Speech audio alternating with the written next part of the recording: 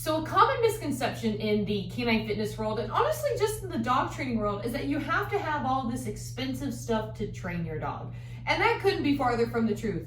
Especially for anyone who's wanting to get involved in canine fitness, I'm sure you've seen the countless videos on social media of dogs on all these really cool pieces of fancy balance equipment and stuff like that. And that is what that closet is filled with. I have a ton of that. But it's not what I use for everyday training, and it's definitely not what I start any dog on, because that equipment is to train balance, but it's not responsible for strength building, which is where we all start.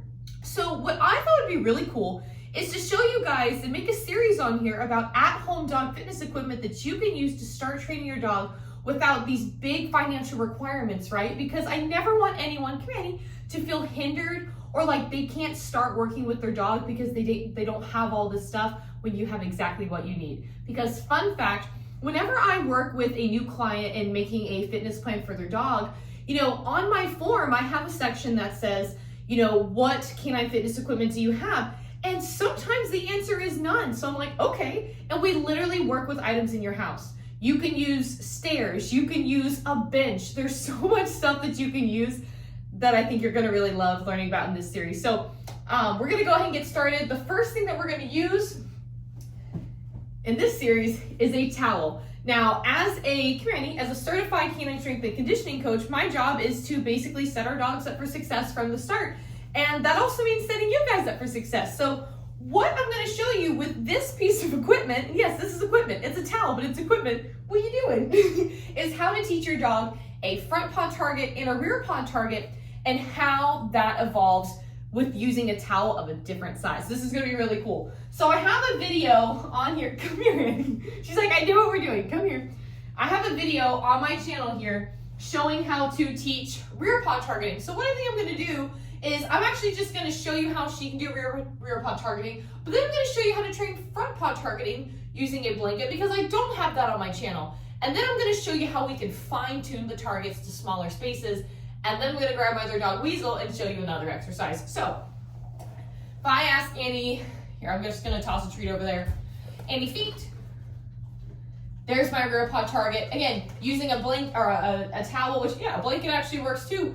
And if you notice here as well, see how she's just on the ground with a towel, blanket, whatever. The reason why this is also really helpful and is fantastic for beginners, be it handlers and dogs, is because when you have nothing underneath them but something flat, there's no pressure being put on the joints. You're not shifting the weight front or back, or they're having different load on different parts of their bodies.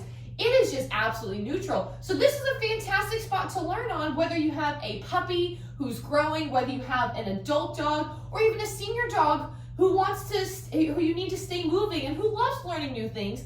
They can do this. This is for every dog, and that's why I love this so much. So that is rear paw target. So now I'm gonna toss that over to the side, and I'm just going to, actually, I guess I'll, let me toss it to the back. I'm gonna stay a little closer. Paws up. Yes, good girl. She was about to sidestep. See the difference here in my placement. Now I'm gonna show you how to train a front paw target. So the biggest difference between training a front paw target and a rear paw target, honestly, is just where you're at. So see, if I were to back up, feet, she's like, but you just asked front paw. See how I back up, she has more room to come to me. But if I were to be closer to her, we're gonna have a different feet position, right? We have more of her front body only on this, which is what we want. So we're gonna do the exact same process that we just did a minute ago, right? You're gonna toss, reset. As soon as the front feet, yes. Come mark it, you're gonna mark and reward, yes. And toss it directly away, so they always have to come forward, yes. And as your dog starts getting accustomed to this, yes, you can start adding a cue. Paws up is mine. I've seen some people use toes. Paws up, yes. Oops, sorry, girlie. Paws up, yes. Always mark and reward. Oh, sorry, girlie, what are my weights? You got it? I hate when this happens. I feel bad. You got it? Okay, good girl. And paws up, yes. Now, did you see the difference between the two? But again, the same piece of equipment. It's just a yoke, or it's just a towel. I was just editing my rear paw targeting video not too long ago, and I'm still focused on yoga mat, and then I had a client yesterday who used a blanket. So my mind's like, what is this? It is a towel.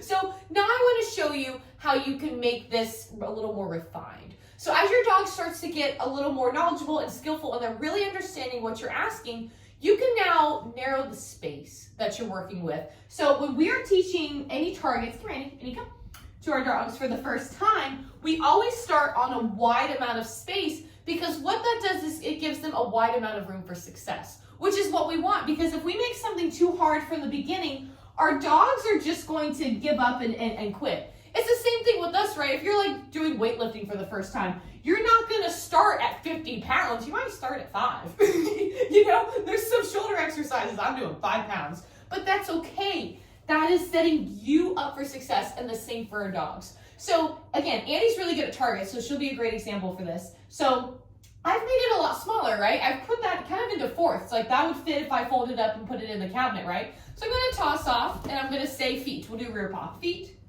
yes. Feet, yes. And see how it's smaller, but she still finds it. You can fine tune this even further. And I'm gonna grab right here. This is just a kitchen towel, so it's already smaller. I'm just gonna use it maybe that big. And I'm gonna say feet, yes. Ooh, I'm sorry, there you go, really. It didn't come out of my hand. And feet, yes.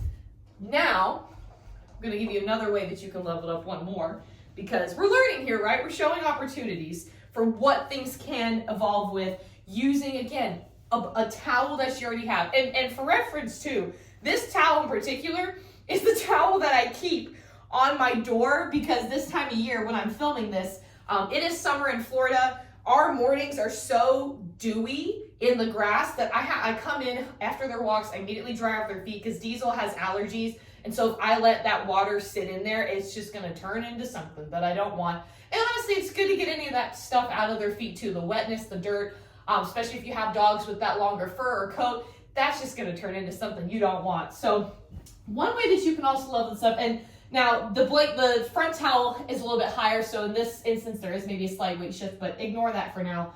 I'm just using it to demonstrate. I wanted to fold it up to be about the same size. You can now, I'm gonna toss the treat away, also refine to add both targets. Pause up feet, yes, good. Ooh, go get it. Pause up feet, yes, good girl. Pause up feet. And now you can work with both.